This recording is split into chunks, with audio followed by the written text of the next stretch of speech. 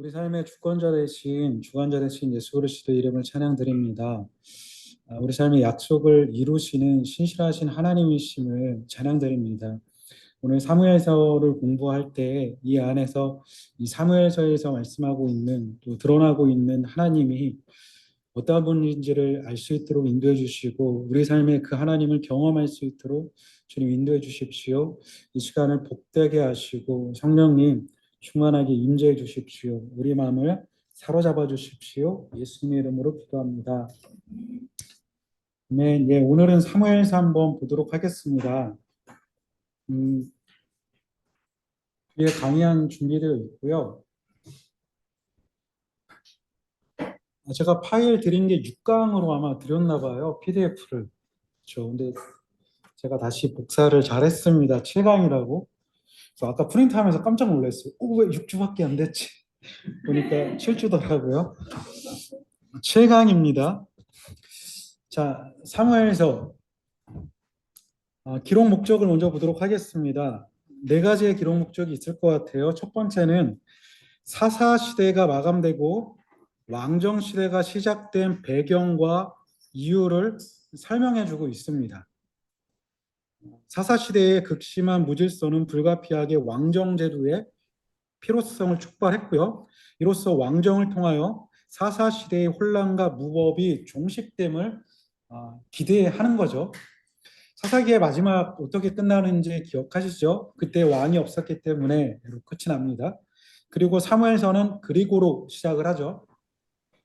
두 번째, 비록 이스라엘의 현실적 필요 때문에 이 현실적 필요라고 하는 것은 이스라엘 백성들이 우리도 이방 나라와 같아지고 싶다. 그 필요를 이제 요구를 합니다. 그래서 하나님이 허락을 하시죠. 왕정이 들어섰지만 그러나 여전히 이스라엘은 하나님을 왕으로 섬기는 언약 백성이다. 따라서 사무엘서는 신정 안에서의 왕정이라는 절묘한 정치 체제를 통해 이 문제를 해결한다. 이스라엘 백성들은 하나님의 언약 백성으로서 하나님의 직접적인 통치를 받는 사람들이죠. 그런데 이스라엘 백성들이 왕을 요구합니다. 근데 말씀해 보니까 왕을 요구하는 것이 하나님을 거부한 것이라고 하나님께서 사무엘을 통해서 말씀해 주시죠. 그러니까 이스라엘 백성들은 우리가 열방과 같이 되길 원한다. 열방과 같이 인간 왕을 요구한다라고 얘기합니다. 그런데 이 왕을 요구하는 그 장면을 보게 되면은 그 유심히 그 문장을 읽어보면은 왕정을 요구했던 대부분의 사람들이 누구냐? 유력한 계층들이었어요. 그러니까 사회적으로 돈이 있고 권력이 있고 부가 있었던 사람들이 한마디로 뭔가 지킬 것이 있는 사람들이 왕정을 요구한 겁니다. 그래서 자신들을 대신 싸워주면서 내가 가진 것을 보호해달라라고 눈에 보이는 왕을 이제 요구하는 거죠. 자신들의 소유를 지키기 위해서 왕을 세우고 있는 모습인 거예요. 한마디로 물질적 소유를 위해 신앙적 본질, 즉 하나님을 배반한 것, 그것이 바로 왕정 제도입니다. 하나님은 그것을 반대하지 않으시고요. 사무엘은 크게 반대를 했습니다. 좀 이따 살펴보겠지만 왕정이 들어서면 이렇게 될 거야 라고 이제는 거부를 하게 되죠. 부정적인 거를 얘기해 주는데 하나님께서 허락을 하시죠. 그러면서 완전하게 허락하신 것이 아니라 신정 안에서의 왕정을 이제 얘기를 하시는 거예요. 혹시 사사기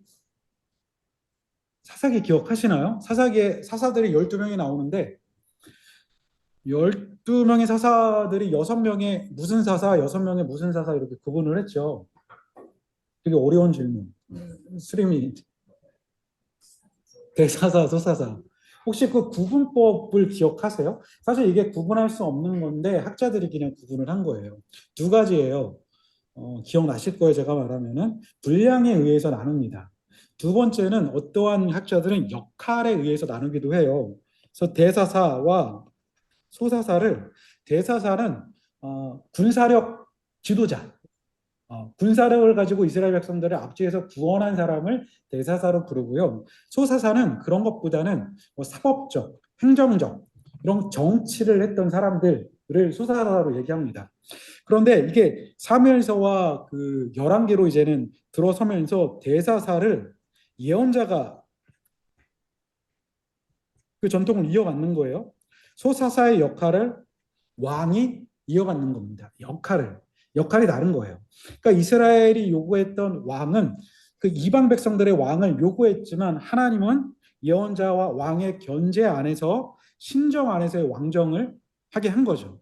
예언자는 하나님의 말씀을 받아 왕을 계속해서 이렇게 뭐라 그럴까 이렇게 계속 눈치 주고 압박하고 하나님 말씀 들어야 됩니다라고 바른 길을 제시하는 사람이 예언자인 거예요. 그래서 예언자의 지도 아래 왕정이 서게 되는 겁니다. 그래서 왕정 체제에서 왕은 대표성을 가지고 있어요.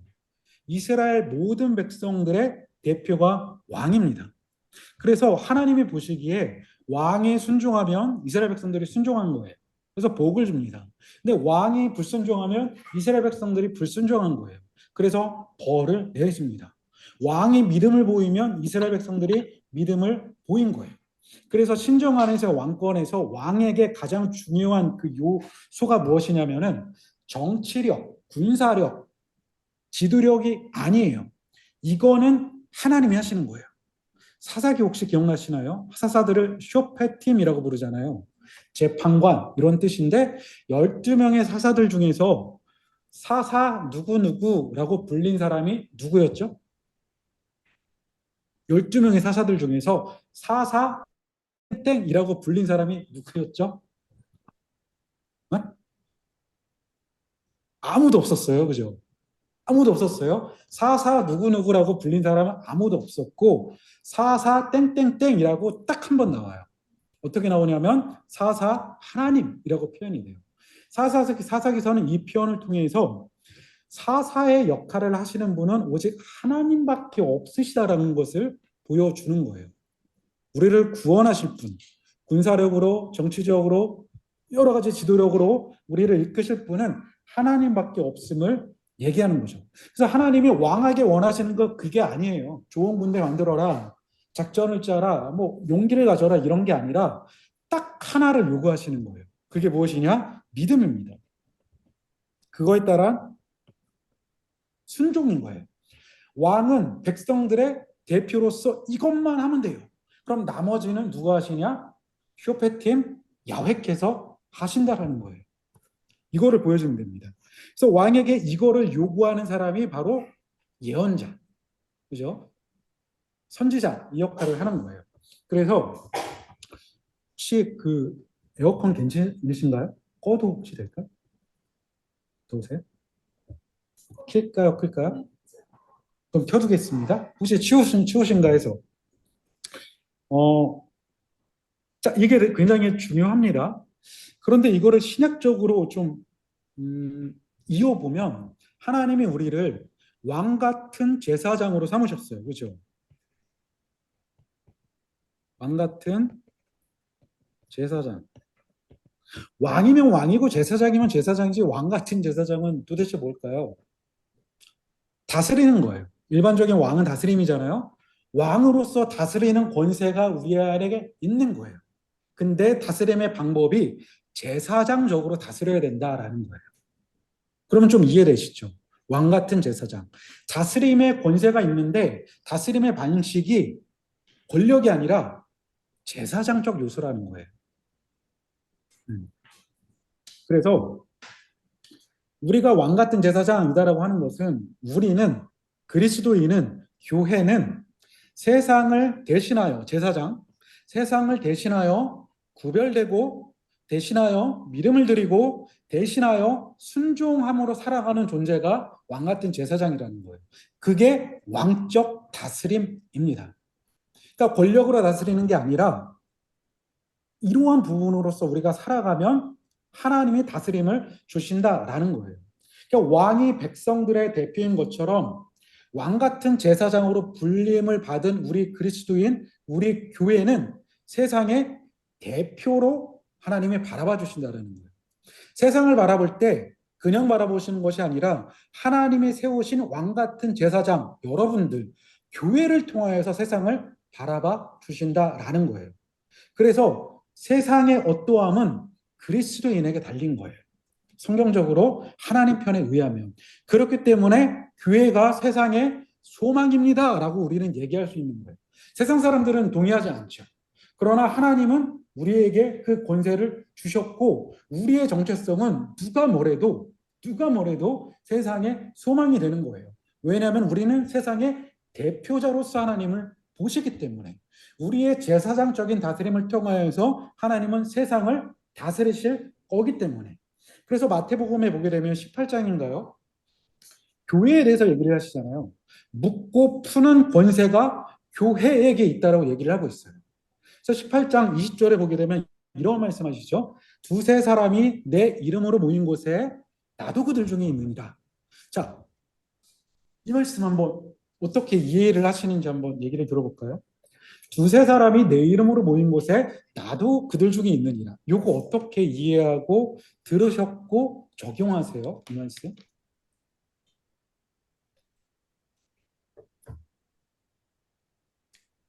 제가 얘기를 할까요? 저랑 덕용 집사님이랑 둘이 예수님의 이름으로 모였어. 그럼 그 모임 장소에 주님이 임재를 약속하셨다. 이렇게 우리가 이해를 하죠. 맞죠? 셀 모임 할 때 이런 거 많이 적용할 거예요. 그럼 혼자 있으면 주님 임재 안 하시는 거 아니잖아요. 다섯, 여섯 명 모이면 주님 임재하시는 거 아니잖아요. 그렇죠? 두세 사람이 모인 곳에 내 이름으로 모인 곳에 나들고 그들 중에 있느니라 이 말씀이 제가 볼 때 성경에서 가장 오역이 되는 부분인 것 같아요. 이 말씀은 글쎄요 이렇게 광범위하게 해석을 하면은 우리가 흔히 해석하고 있는 두 사람은 예수님으로 모인 곳에 내가 임재하겠다 이것도 가능할 것 같은데 문맥에서 본다면 조금 어려움이 있습니다. 그 18장 말씀을 보게 되면 우리가 성경을 볼 때 제가 그 부먹이나 뭐 할 때도 한 절을 해석함에 있어서 앞뒤 문맥을 좀 봐라. 이 문맥에서 무엇을 얘기하는지 뉘앙스를 봐라. 이런 얘기를 많이 하거든요. 사실 성경 해석이 국어처럼 읽기만 잘해도 대부분의 해석이 돼요. 근데 우리가 그걸 안 하고 하나 단어에 매이고 문장에 매여서 해석을 하려고 하니까 이제 엉뚱한 방향으로 이제 해석이 되는 거예요. 문장을 보면은 해석이 됩니다. 그 이 말씀이 언제 나오는 거냐면 교회 안에 한 형제가 잘못했어. 형제가 잘못했으면 가서 일러주어라. 그래도 말을 안 들면 두세 사람이 가서 일러주어라. 그래도 말을 안 들면 교회에서 내쫓아라. 이런 얘기 하시잖아요. 그리고 땅에서 매는 것은 하늘에서 매일 것이고 땅에서 푸는 것은 하늘에서도 풀릴 것이다. 두세 사람이 내 힘으로 모인 곳에 내가 그들 중에 있겠다. 이 문맥인 거예요. 자, 앞에 문장과 연결을 시켜본다면 단순히 예수님의 이름으로 모인 곳에 내가 그들 중에 임재하겠다. 이런 문장은 아닌 것 같아요. 그렇죠? 자, 여기서 두세 사람이라고 하는 것은 구약의 용어입니다. 구약에 최소한의 증인의 역할을 할 수 있는 사람이 두세 사람이었어요. 혼자 가가지고 나 봤습니다. 나 증인입니다. 아무리 떠들어도 증인의 효력을 갖지를 못했어요. 최소한이 두세 사람입니다. 그래서 예수님이 전도단을 보내실 때 몇 명씩 보내셨죠? 두 명씩 보내신 이유가 여기 있어요.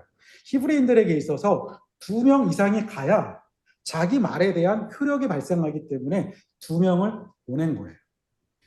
두세 사람은 증인의 역할을 할 수 있는 최소한의 사람인 거예요.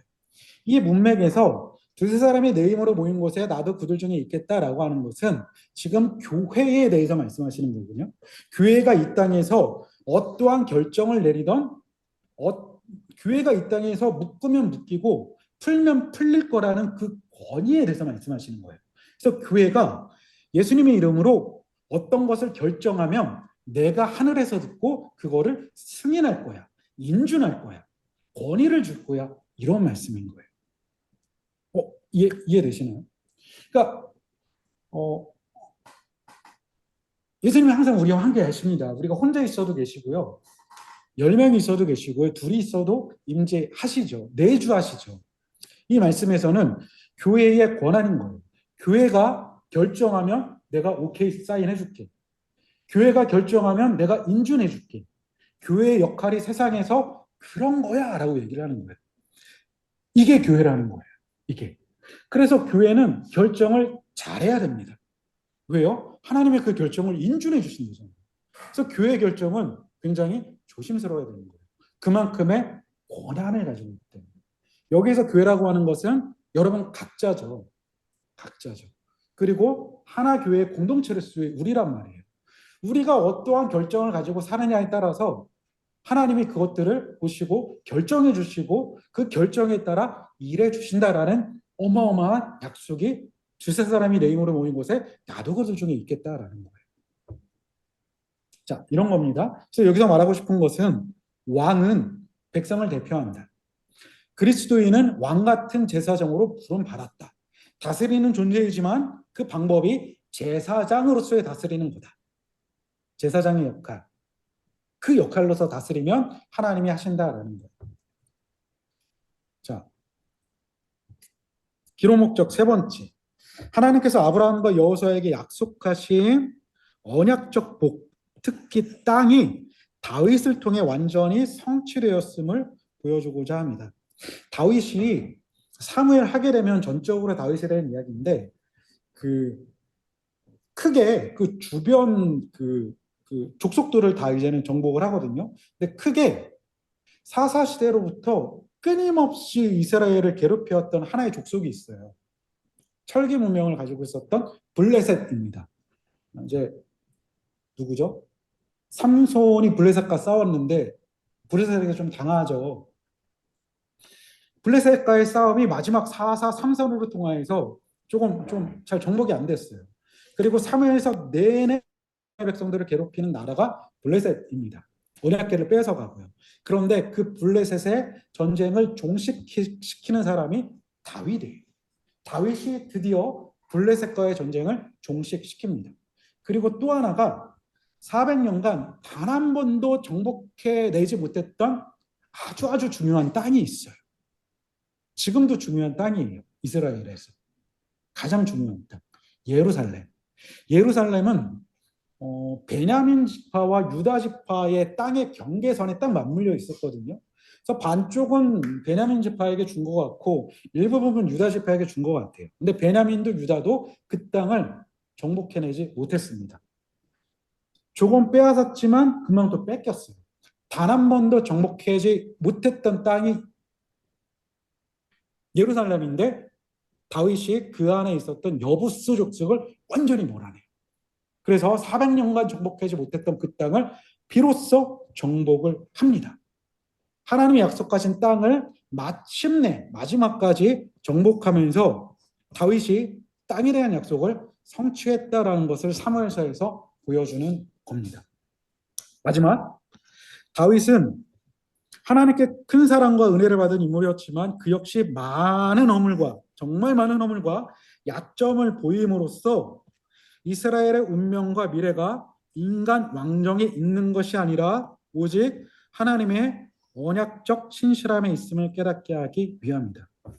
사무엘 초반부터 사무엘 마지막까지 끝까지 관통하는 주제가 무엇이냐면 하나님의 주권이에요. 사무엘서가 하나님의 주권을 굉장히 강조합니다.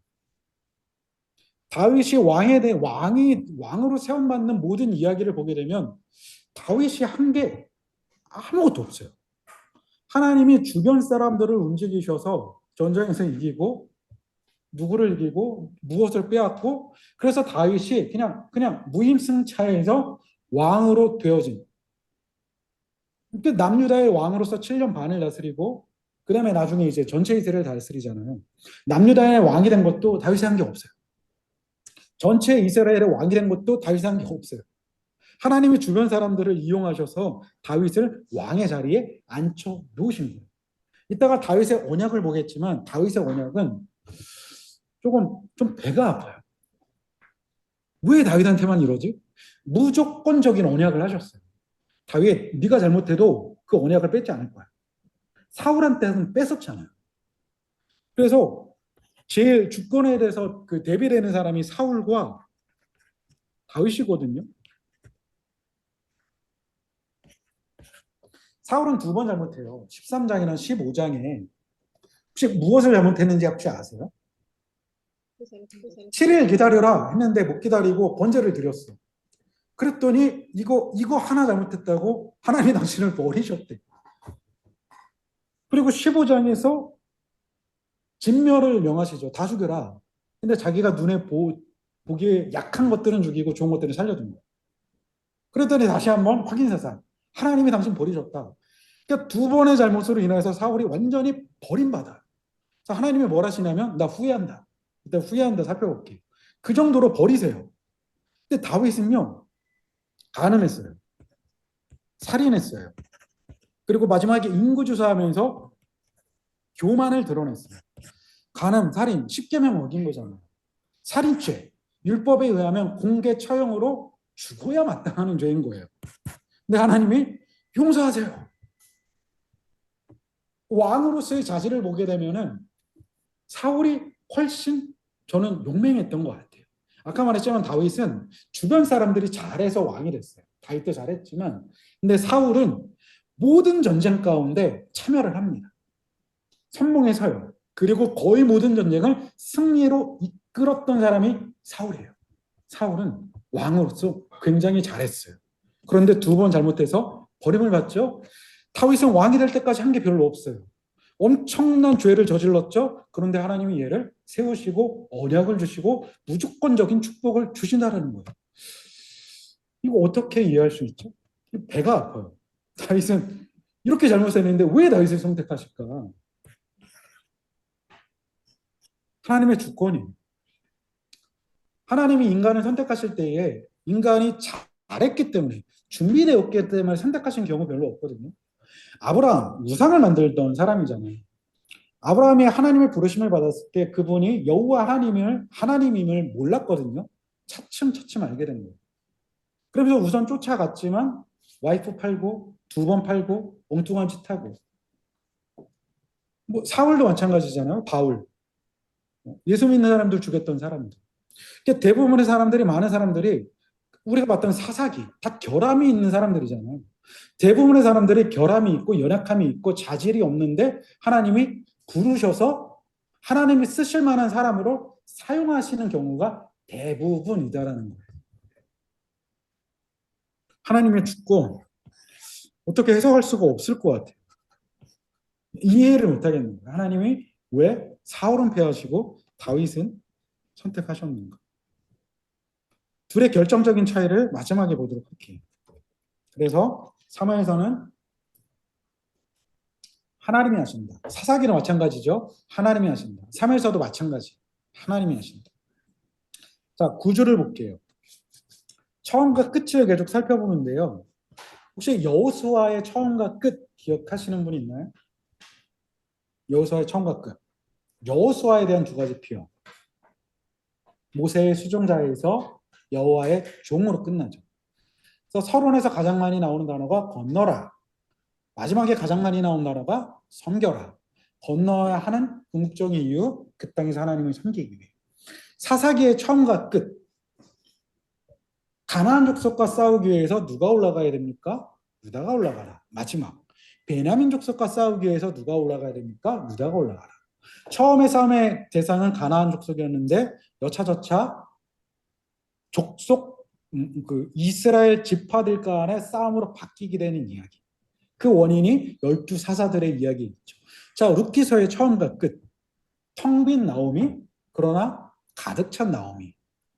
나오미를 향한 룻의 헤세드, 룻과 나오미를 향한 보아스의 헤세드로 인하여서 텅 빈 나오미가 가득 찬 나오미로 끝나게 되죠. 이것처럼 사무엘서도 처음과 끝을 감싸는 게 있어요.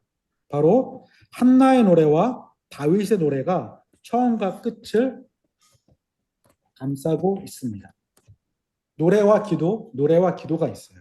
그런데 요거는 이 사무엘서를 연구하는 학자들은 이 노래를 가지고 그 중간에 있는 내용들을 다 해석하는 방법을 사용합니다. 왜냐하면은 해석학적 열쇠라고 봐요. 그러니까 이 노래가 굉장히 내용이 비슷해요. 히브리어 문장이 단어조차도 엄청 똑같아요. 그래서 이 두 개의 노래가 나오는 가사들이 다 여기에 나오는 내용들인 거예요. 자, 예를 들어 볼게요. 그래서 한나의 노래는 사무엘서 전체를 담고 있는 축약판이라고 할 수 있습니다. 그러니까 예를 들어서 이런 구절만 볼게요. 한나가 이렇게 노래합니다. 기도하죠. 여호와는 죽이기도 하시고 살리기도 하십니다. 어떻게 실행되죠? 엘리 아들들의 죽음과 새 제사장 사무엘의 등장을 의시하죠. 용사의 활을 꺾으시고라고 노래합니다. 사울과 요나단의 죽음을 예표하죠. 두 사람이 죽었을 때에 두 용사가 엎드려졌다라고 얘기하시죠. 그리고 여호와는 가난하게 하시고 부하게로 하신다. 이것은 다윗은 강하게 하시고 사울은 가난하게 하신 예표이죠. 뭐 이런 식으로 내용이 있는 거예요. 그리고 굉장히 재밌는 게 이 구절인데요. 사무엘서 2장 8절을 한번 읽어볼까요? 자, 김궁한 자를 시작.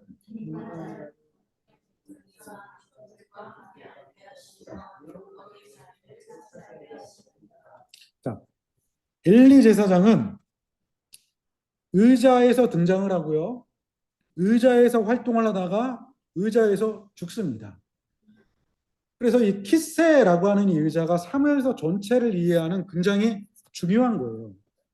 의자가 있어요. 엘리가 앉아 있었어요. 엘리가 의자에서 활동했어요. 엘리가 의자에서 죽었어요. 이 의자는 보좌죠. 왕의 보좌예요. 엘리가 죽음으로 이 보좌가 공석이 된 거예요. 그래서 사무엘서 마지막까지는 과연 이 보좌에 앉을 만한 사람은 누구라는 질문으로 보셔도 되는 거예요. 세 명의 후보가 나와요. 첫 번째 사무엘 탈락. 두 번째 후보 사울 탈락. 세 번째 후보 다윗 딩동댕. 그리고 이 보좌에 앉을 만한 사람들에 대해서 하나님이 한 가지 동일한 약속을 하셨는데 영원이라는 것을 약속하셨어요. 엘리 제사장에게도 영원을 약속하셨는데 불순종함으로 탈락. 사울에게도 영원을 약속하셨는데 불순종함으로 탈락. 다윗에게 영원한 약속을 하셨죠.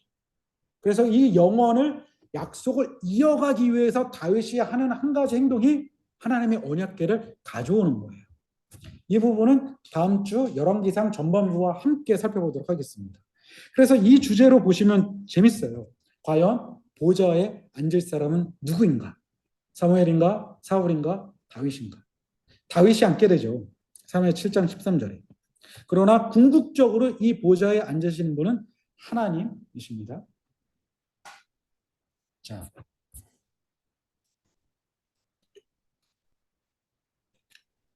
한나의 노래는 강구를 담고 있다면 다윗의 노래는 성취를 얘기하는 거예요.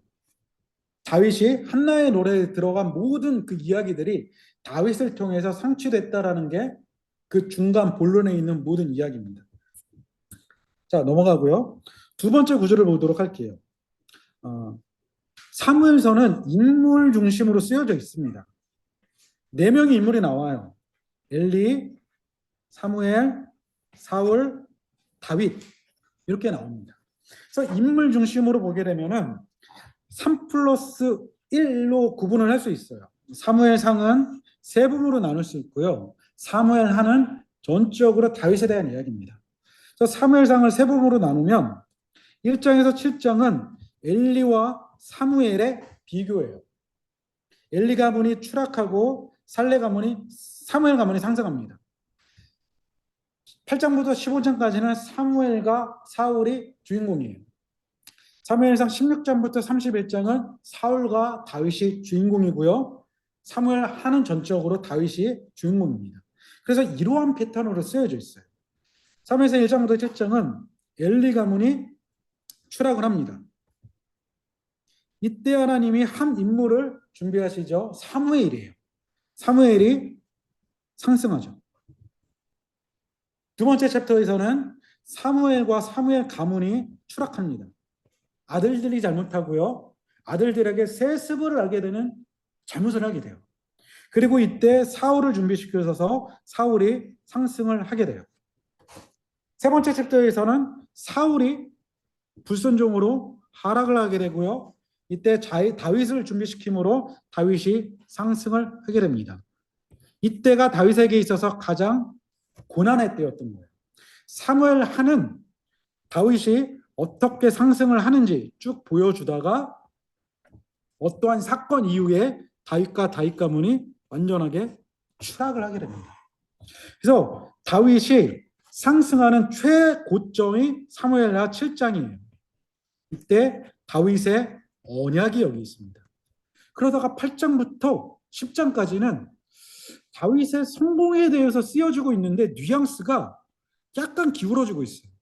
약간 뉘앙스가 약간 이게 잘한 것 같은데 이거 잘못했자 이런 뉘앙스가 있어요. 그러다가 결정적으로 11장에 그 유명한 밧세바 사건이 일어나요. 이때부터 다윗과 다윗 가문에 여러 가지 불화가 계속적으로 일어나는 거예요. 이런 패턴을 가지고 있습니다. 상승하락, 상승하락, 이런 패턴. 인물 중심으로 보면 이렇게 보게 됩니다. 좀 더 구체적으로 보게 되면 사무엘상 세 부분, 사무엘하 세 부분으로 나눌 수 있겠습니다. 그래서 표를 한번 눈으로 한번 읽어보실까요?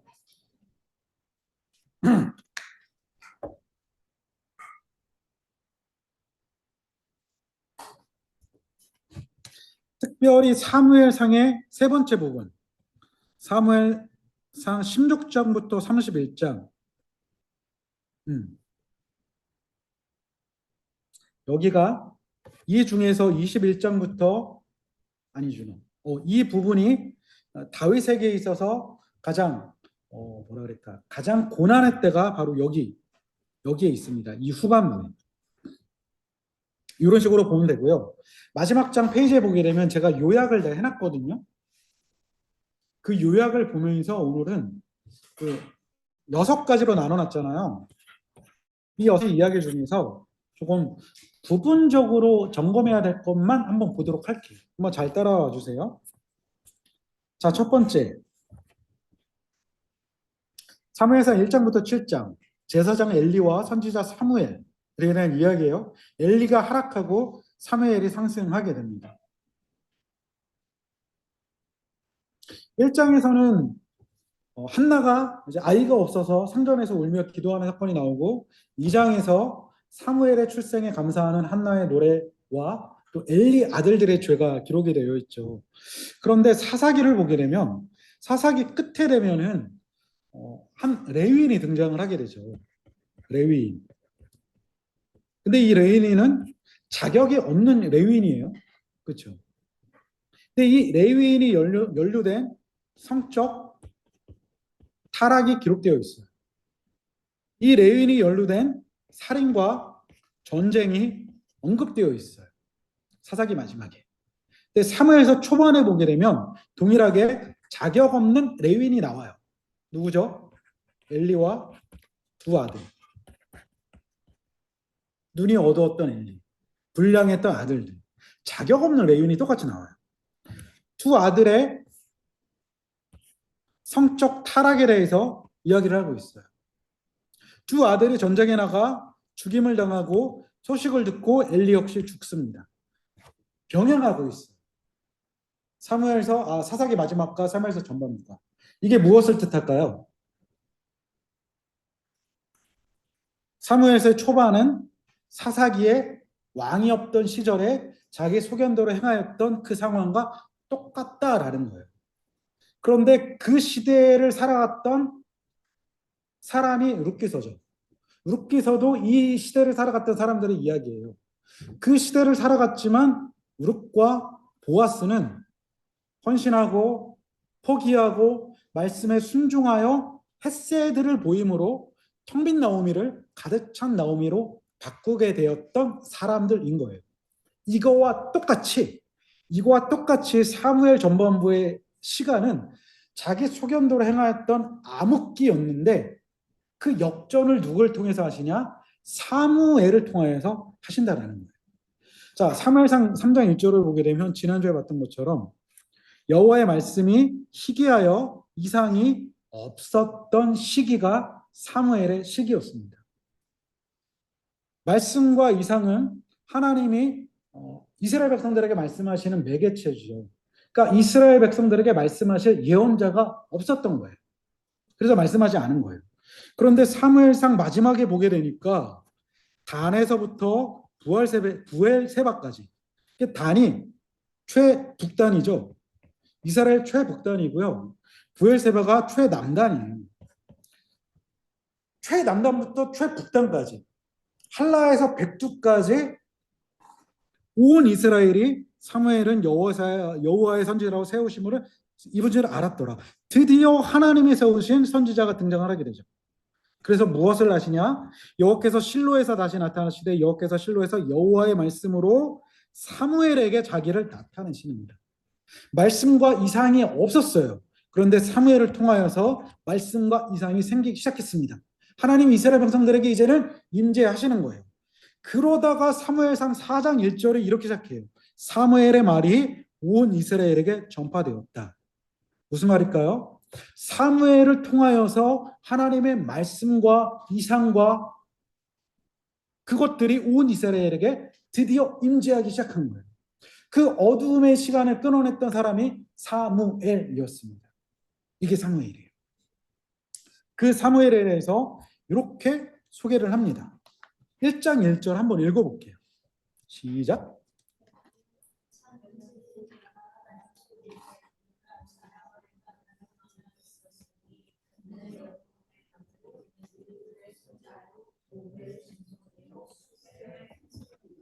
엘가나는 사무엘의 아버지입니다.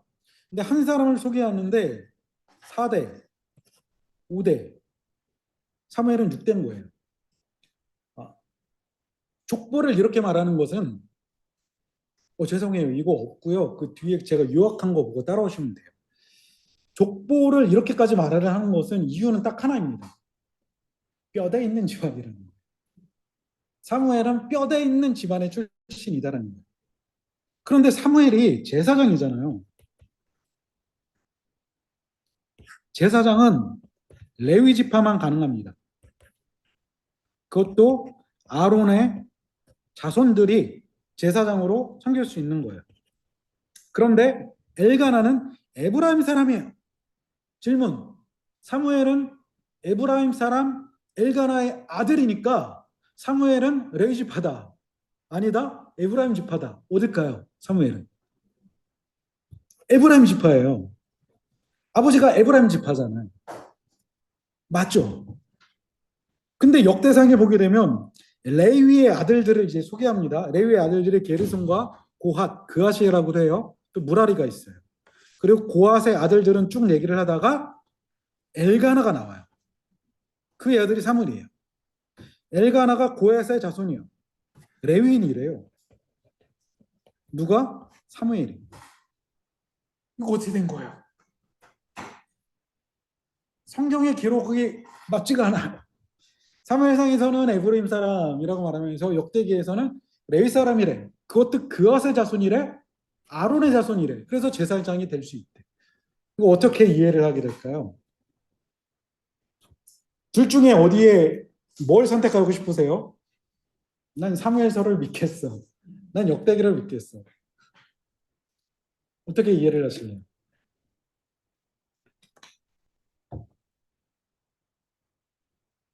왜 이럴까요? 성경이 왜 이렇게 앞뒤가 안 맞지? 연대기도 안 맞아 죽겠는데 왜 이 족보까지 안 맞으면 그 출신까지 안 맞으면 이거 어떻게 하라는 거예요? 사무엘서는 에브라임 사람, 역대기서는 레위 사람. 에브라임 사람과 레위 사람은 다른 거예요. 에브라임 사람 안에 레위가 있는 게 아니에요. 그런 거예요. 그죠? 맞죠? 어떻게 해결을 해야 될까요?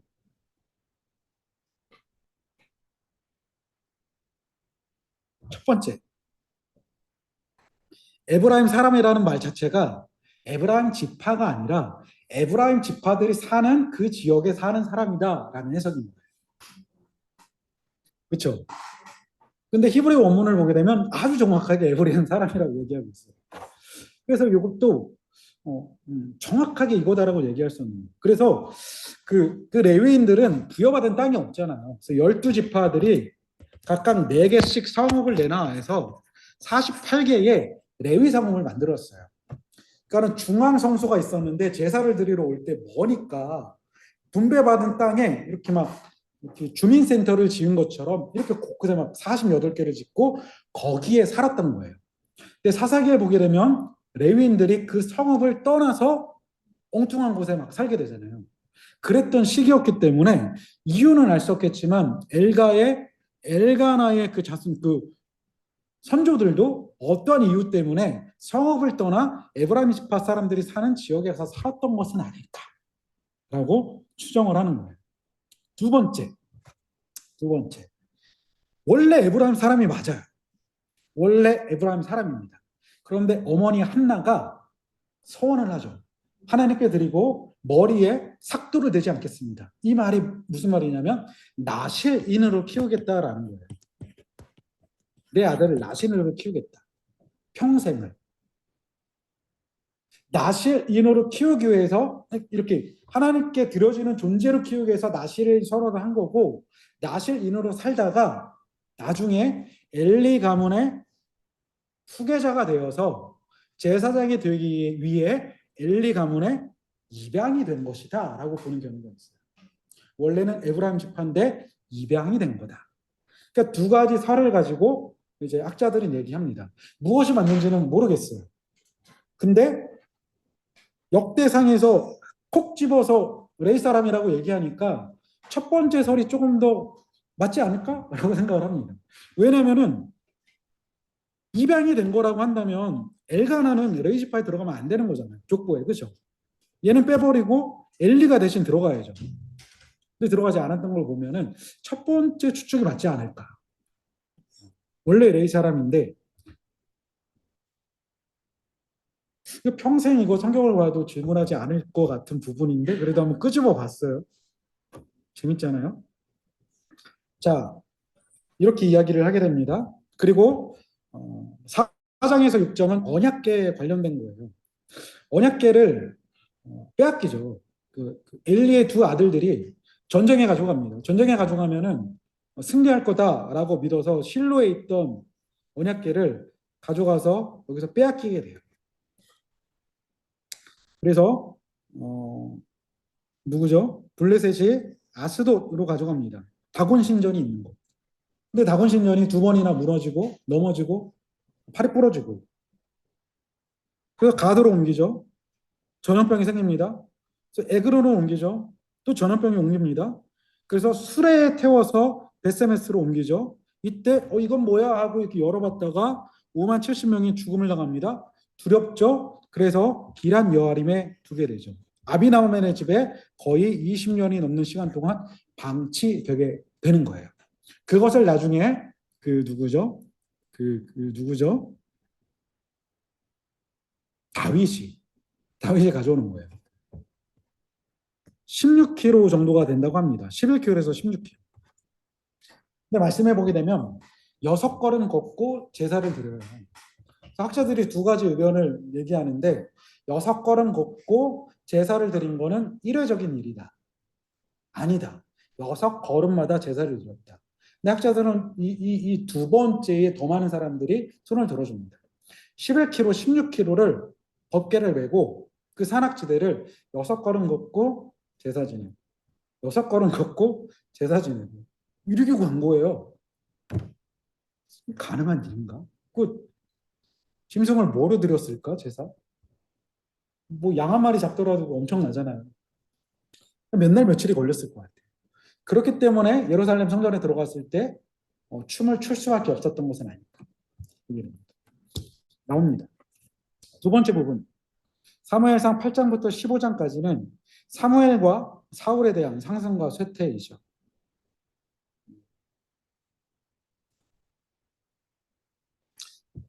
7장에서 8장은 그 시간적 간격이 굉장히 길어요. 몇 년인지는 모르겠지만 사무엘이 많이 늙었습니다. 그러자 그의 아들들을 사사로 세웠습니다. 사사기에서 배웠던 것처럼 사사는 세습이 안 됩니다. 사사는 하나님이 임명하시고 사람들이 승인에 따라서 세워주는 사람이 사사인 거예요. 역할을 다하면 평민으로 돌아가야 됩니다. 그런데 자신의 사사직을 세습을 한 거예요. 이게 사무엘의 잘못된 점 중에 하나입니다. 그리고 아들이 요엘이고 아비야인데 두 이름이 요엘은 여호와가 하나님이시다. 아비야는 여호와는 나의 아버지시다 라는 신앙적 이름을 가지고 있는데 이들은 불량한 사람들이었습니다. 그래서 이스라엘 모든 장로들이 모여서 사무엘을 찾아가서 당신의 아들들은 불량합니다. 당신은 늙었습니다. 그래서 모든 이방 나라들처럼 우리에게 왕을 세워 왕이 우리를 다스리게 해주십시오라고 왕을 요구하는 것이 8장이에요. 그런데 사무엘이 여기서 열받죠. 그래서 왕정에 대해서 막 얘기를 합니다. 니네 왕정이 뭔지 알아? 왕이 되면 이렇게 될 거야 라고 하면서 비판과 경고를 하게 되는데 11장 당신들을 다스릴 왕의 권한은 이러합니다 라고 하면서 11장부터 17절까지 왕의 역할을 쭉 얘기를 합니다. 당신들의 아들들을 취하여 징병할 거야. 딸들을 취하여 일을 시킬 거야. 너희들의 밭의 모든 소출들을 취하여 가져갈 거야. 외양간의 송아지를 취하여 가져갈 거야 라고 하면서 왕은 취하는 자, 라카흐라고 얘기를 해요. 왕은 취하는 자예요. 근데 이 취하는 자로서의 왕의 방식이 과거 이스라엘 백성들이 경험했던 방식이에요. 바로 이집트의 방식입니다. 예굽의 바로 왕의 방식이 라카흐였었거든요. 이스라엘 백성들은 400년이 넘는 시간 동안 그 취하는 왕의 방식을 경험을 했어요. 그래서 결국에 사무엘이 말하는 것은 왕이 너희들을 다 취하다가 결국 너희가 왕의 노예가 될 거다라고 이야기를 하게 됩니다. 그럼에도 불구하고 왕은 그 이스라엘 백성들은 자신들이 가진 것을 보호받기 위해서 그럼에도 불구하고 왕을 요구하는 거죠. 그래서 이 취하는 자로서 성취를 한 사람이 나중에 다윗이에요. 다윗이 나중에 이렇게 바뀌어요. 취하는 자로서. 그리고 이것을 궁극적으로 완성시킨 사람이 솔로몬입니다. 솔로몬은 이집트의 바로 왕과 똑같은 체제를 만들었던 사람이 솔로몬이에요. 다음 주에 볼게요. 이게 왕정입니다. 이렇게까지 비판을 하고 경고를 하지만 그럼에도 세워달라라고 얘기를 하죠. 그래서 하나님께서 한 사람을 뽑죠.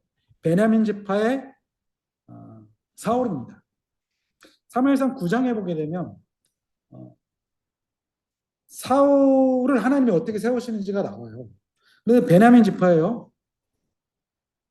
사사기에서 가장 안 좋은 지파가 사사기에서 가장 문제를 일으키는 지파가 베냐민 지파잖아요. 그리고 마지막 장에 나머지 이스라엘 사람들과 베냐민 지파가 전쟁을 하면서 베냐민 지파가 거의 멸절 위기까지 갑니다. 그러니까 사라질 뻔해요. 그 지파 출신인 거예요. 그 지파에 기스라는 사람이 있으니 사울의 아버지입니다. 유력한 사람이다 라고 얘기를 합니다. 그러면서 스롤, 베고랏, 아비야의 현손이다 라고 얘기를 하면서 사울을 소개하는데 6대손까지 얘기를 하죠. 똑같아요. 뼈대 있는 집안이다라는 거예요. 그런데 사울의 아버지가 유력한 사람이라고 얘기해요. 유력한 사람이 깁보르 하일인데요. 룻기에서 유력한 사람이라고 불림을 당했던 사람이 있어요. 누군지 아시나요? 유력한 사람. 룻기에서 보아스. 보아스는 유력한 사람이다라고 얘기를 해요. 사사기에서는 두 사람이 유력한 사람이라고 불림을 당해요. 근데 번역이 큰 용사라고 번역이 되어 있죠. 기드온과 입다가 깁보르 하일이라고 불림을 당합니다. 그래서 깁보르 하일은 보아스와 열왕기하 15장 20절에 보니까 부자라고 이야기를 해요. 보아스는 부자였어요. 엄청난 부자였어요. 사사기에 보게 됩니까? 깁보르 하일은 용사입니다. 유력한 사람이 그 뜻이에요. 사울의 아버지는 유력한 사람, 부자인 사람, 정치 권력적으로 가진 게 많은 사람이었습니다. 그 집안 출신이고 사울은 잘생겼어요. 키도 커요. 몸도 좋아요. 사울보다 더 준수한 자가 없습니다. 이게 사울이에요. 사울의 시작이 이러합니다. 굉장히 시작을 잘했어요. 시작은 창대했습니다.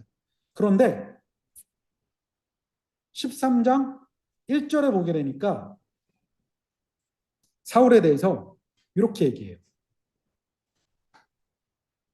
개역개정은 이렇게 번역했습니다. 이거 한번 잘 보세요.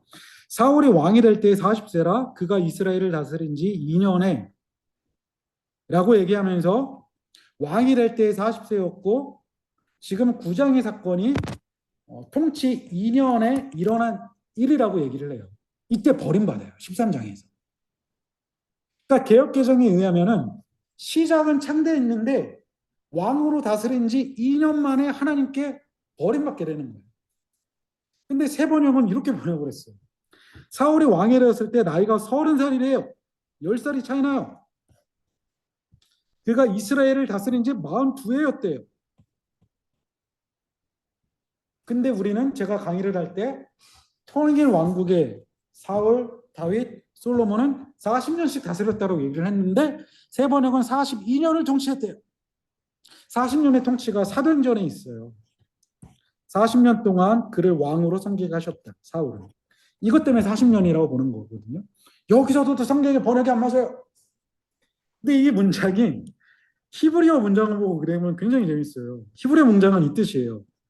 사울이 왕이 될 때에 한 살이었고 그는 이스라엘을 2년간 다스렸다. 문자적으로 해석하면 이 뜻이 되버려요. 그러니까 히브리어 문장 자체가 엉망이에요. 그래서 학자들은 필사자들이 필사를 했을 때 분명 단어를 빼먹었을 거야 라고 하는 거예요. 그 단어가 요거예요. 40세라 30살이라 그리고 42에 이거를 요세푸스라고 하는 그 신구약 중간기의 그 교회사 그리고 여러 가지 자료들을 종합해서 학자들이 추정을 해서 이렇게 번역을 한 거예요. 그래서 번역이 크게 두 가지로 나눠요. 40세 왕이 되었고 다스린 지 2년 해. 두 번째는 NIV도 이렇게 돼 있을 거예요. 30살의 왕이 되었고 42해를 다스렸다라고 해야 돼요. 근데 이 모든 것들이 추정입니다. 근데 저는 개역 개정이 더 맞는 것 같아요. 사울이 40세에 왕이 되었고 40년 동안 다스립니다. 그런데 이스라엘을 다스린 지 2년 만에 버림받게 되는 거예요. 그 유력한 집안의 출신, 누구보다 준수했던 그 사람이 2년 만에 하나님께 불순종함으로 버림받게 된다라는 거예요. 자, 여기에서 우리가 좀 볼 수 있는 것은 이 문장은 굉장히 불완전한 문장입니다. 그래서 만약에 학자들의 추측대로 단어가 유실된 게 아니라면 이렇게 불완전한 문장을 쓰는 이유가 있을 것 같아요. 그 이유는 사무엘서의 저자가 불완전한 문장을 통해 사울의 통치가 불완전했다라는 것을 평가해 주는 거예요. 근데 이게 추측이 아니라 성경에 근거가 있는 게 에베소서 2장에 보게 되면은 에베소 2장 1절부터 10절까지가 한 문장이에요. 에베소서는 다 접속사로 이루어져 있습니다. 근데 너무 기니까 한글 문장에서는 점을 치고 오는 건데 여기 1절에 그는이라는 단어와 살리셨다라는 단어가 헬라어 원문에는 없어요. 주어와 주동사가 없는 문장이에요. 그래서 허물과 죄로 죽었던 너희 이게 1장 1절인 거예요. 근데 말이 안 되니까 학자들이 그는과 살리셨다를 쓴 거죠. 죽었던. 그 가운데 행하여. 이게 시장에서 물건을 찾고 결국 내가 찾는 그 물건을 소유할 때까지 죄를 찾아 헤맨다라는 거예요. 1장부터 3절까지는 죄로 인한 인간의 상태에서 설명을 하죠. 이 문장의 주어가 4절에 등장을 해요. 긍휼이 풍성하신 하나님이라고 얘기를 합니다. 그러면서 삶이 완전히 역전돼요. 죄를 따르던 사람들의 삶은 엉망이었는데 문장의 주어가 임하자마자 은혜 받는 삶으로 바뀐다라는 거죠. 바울이 이것을 의도한 거예요. 주어와 동사가 없는 이 불완전한 문장을 통하여서 인생에 주어가 없는 죄된 인간의 삶이 얼마나 비참한지를 1, 2, 3절에서 보여주는 거죠. 그런데 인생의 주어가 하나님이 되실 때 얼마큼 은혜로운 삶을 살게 되는지를 여기서 쓰게 되는 거예요. 동일하게 사무엘상 13장 1절도 이렇게 불완전한 문장을 통하여서 사울의 통치가 그만큼 불완전했다라는 것을 보여줍니다. 사울이 그런 사람이에요. 자, 그래서 하나님이 15장에서 사울을 왕으로 세운 것을 후회된다. 후회된다 두 번 얘기하십니다. 후회된다는 단어가 나함이에요. 그럼 여기서 질문을 해볼게요. 하나님이 후회하신다면 하나님은 전능하신 분인데 어떻게 후회를 하시지? 이 질문을 할 수 있을 것 같아요. 하나님은 전지하시고 전능하시고 시공간을 초월하시고 시간 밖에 있으신 분이고 모든 것을 아시는 분이라고 제가 얘기를 했는데 그 하나님이 후회를 하신다라는 게 어떻게 이해를 해야 될까요? 그런데 15장 29절에 보게 되면 하나님은 경계함이 없으시다. 이게 나함이거든요. 앞에서는 하나님은 후회하신다라고 얘기를 해놓고 뒤에서는 하나님은 후회하지 않으신다. 뜻을 바꾸지 않으신다. 로마서에서 하나님의 부르심은 후회함이 없겠다라고 얘기를 또 하시는 거예요. 또 안 맞는 거예요. 한편에서는 하나님은 후회하시고 한편에서 후회하지 않는다라고 얘기를 하는데 하나님이 후회하신다면 하나님은 전지하지도 전능하지도 않은 분인데 이거를 우리는 어떻게 이해를 할 수 있을까? 사실 관심 없죠. 이런 해석에 대해서. 근데 가져와 봤어요. 하나님이 후회를 하신대요. 이거 어떻게 해볼까요? 이 나함이라는 단어가 뭐라 그럴까? 그 강조형으로 쓸 때가 있거든요. 미필형이라고 하는데 강조형으로 쓸 때는 주어가 오직 하나님만 되세요. 나함의 강조형은 하나님께만 쓰이는 독특한 표현이에요. 그래서 이 후회한다라고 하는 것이 우리가 생각하는 그 후회, 내 선택 그거 잘못했구나. 이게 아니라 창세기 6장 6절에서 뭐라고 쓰였냐면은 하나님이 이 땅에 인간을 지으신 것을 한탄하셨다라고 얘기하거든요. 그게 나함이에요. 그러니까 하나님이 참고 참다가 심판할 수밖에 없다. 안타깝지만 심판을 해야 되겠다. 그게 나함이에요. 이게 후회함이라는 거예요. 하나님은 인간처럼 자신의 계획에 대해서 나 후회한다. 나 잘못 선택했다. 이러한 분이 아니라 사울의 모습을 보고 보다가 참다 못해? 어쩔 수 없다. 내가 나의 계획을 실현하기 위해서 너를 버리고 다른 사람을 세워야 되겠다. 미안하지만 너를 심판하겠다. 이게 나함이다라는 거예요. 그래서 나함이라는 이 강의형이 하나님 앞에 붙을 때는 언제나 반전이 됩니다. 정리하고 내가 새로운 역사를 쓸게. 이렇게 아모스서에서도 이렇게 나와 있는 거예요. 이게 후회하심입니다.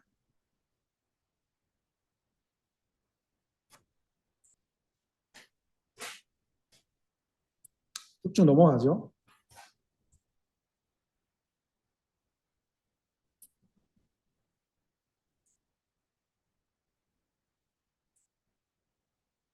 자, 사무엘하 11장 마지막 장 볼게요.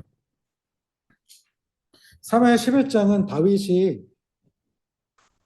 밧세바 사건으로 인하여서 인생의 내리막이 시작되는 곳입니다. 사무엘하 1장부터 10장까지는 분위기가 굉장히 좋아요.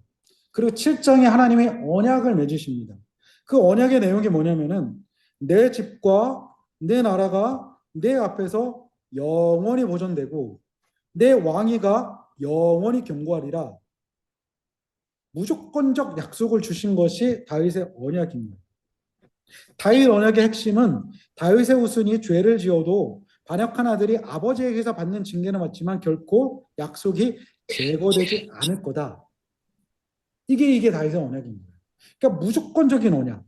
정말 이해가 안 되는 언약입니다. 사울은 영원을 약속받았지만 순종하지 않아서 패함을 당하죠. 근데 사울은 그렇게 하지 않겠다라고 얘기를 하시는 거예요. 왜냐하면 그렇게 인간을 통해서 그렇게 하나님이 역사하시면은 하나님이 하나님의 뜻을 이루지 못하기 때문입니다. 이스라엘 역사가 그렇거든요. 아브라함을 부르시고 이삭을 부르시고 사람들을 부르셔서 하나님의 나라를 이루시는데 이 인간들이 계속 실패를 하는 거예요.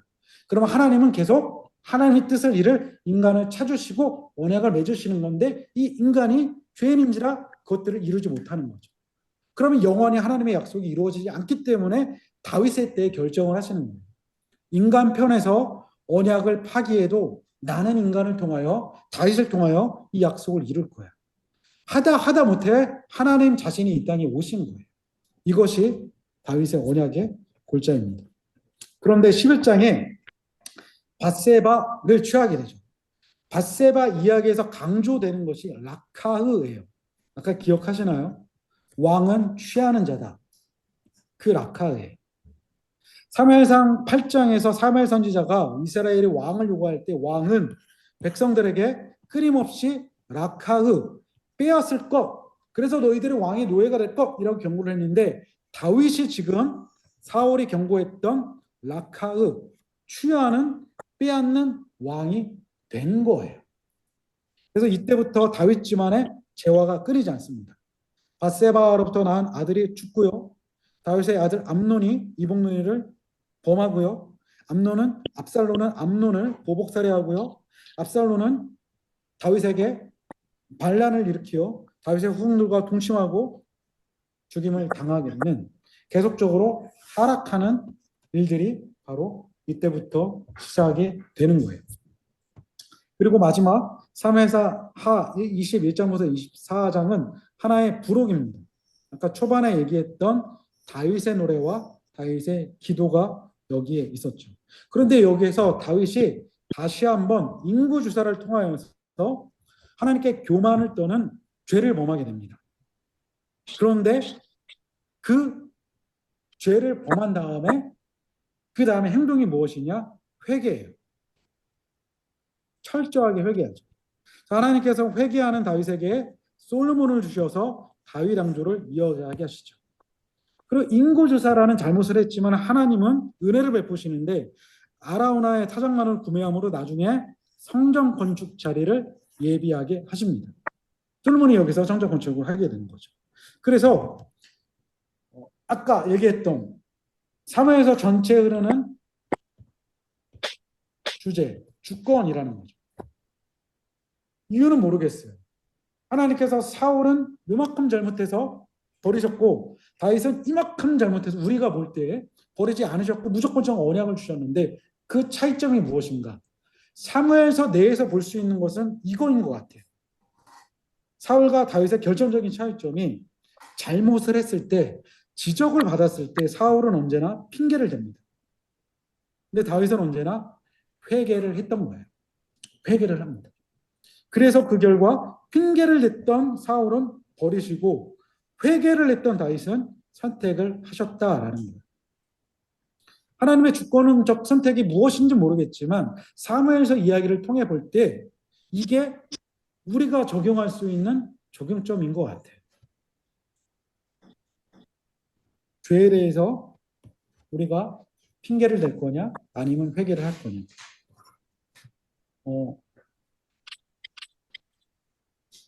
죄가 있는 곳에 은혜가 있잖아요. 이 말을 저는 이렇게 이해를 하거든요. 우리가 회개를 한다는 것, 내가 회개 기도를 할 수 있는 사람이다라는 것. 그래서 내가 하나님 앞에 깨어진 마음으로 회개를 한다는 것 이 자체가 저는 은혜라고 생각이 들어요. 회개를 한다는 건 하나님의 은혜가 아직 나에게 떠나지 않았다라는 거예요. 그런데 내 삶에 회개가 없어지잖아요. 하나님의 은혜가 없어진 거예요.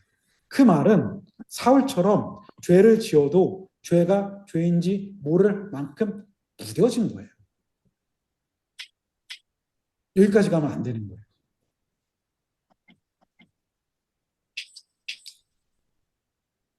오늘은 딱 정시에 끝나겠습니다. 그래서 오늘의 적용점은 사실 이게 아니었는데 회개합시다.